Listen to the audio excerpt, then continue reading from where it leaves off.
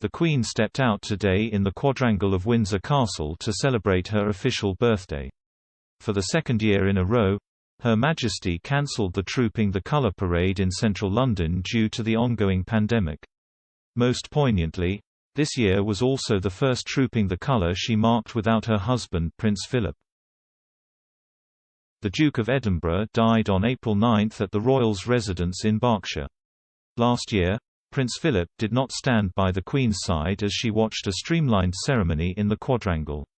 But he was inside the castle, and BBC commentator Hugh Edwards even suggested he may have been looking over the Quadrangle from one of the castle's windows. Remembering the Duke would have turned 100 earlier this week, Mr. Edwards said while commenting on today's parade, "The spirit of the place has the imprint of the Duke. This is because Prince Philip not only loved the residence but hugely helped plan the renovation of the castle after the devastating fire in 1992.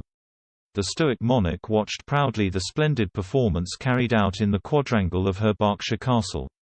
Unlike last year, the Queen was in the company of one family member, her cousin Prince Edward, Duke of Kent and Colonel of the Scots Guards. The Duke, wearing the Scots Guards uniform, sat next to the Queen under a marquee in the Quadrangle. Her Majesty wore the same grey and lemon Angela Kelly coat and hat she also donned during the state opening of Parliament in May.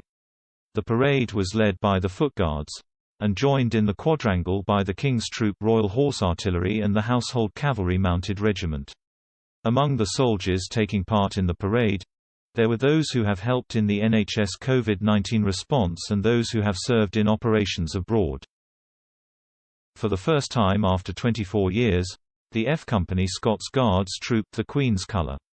Upon their arrival in the Quadrangle, the Queen and the Duke were welcomed with the royal salute and the national anthem. Music was played by a massed band of the Household Division, which includes the 1st Battalion Scots Guards pipes and drums. The Queen looked like she enjoyed the lively tunes, as she was spotted tapping her foot to the rhythm. The colour was then trooped through the ranks, and the parade concluded with a second royal salute. The Queen nodded approvingly to the soldiers during the salute. The splendid performance of the soldiers was topped only by the flypast of 9 aircraft over Windsor, which left the Queen visibly delighted. Before leaving the Quadrangle, the Queen spoke briefly with her cousin the Duke of Kent.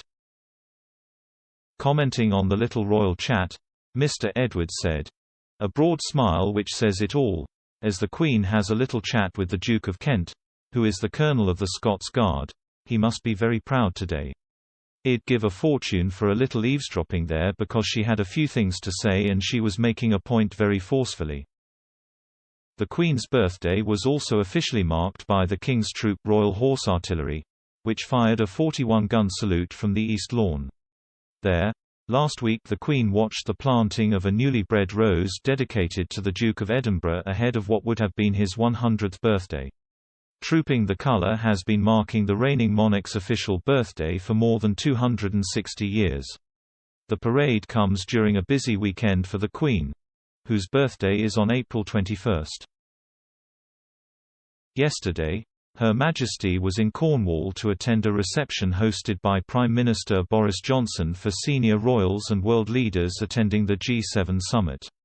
During the reception, the Queen met for the first time US President Joe Biden and the First Lady, Dr. Jill Biden. Mr. Biden is the 13th serving US President to meet the Queen during her 69-year-long reign.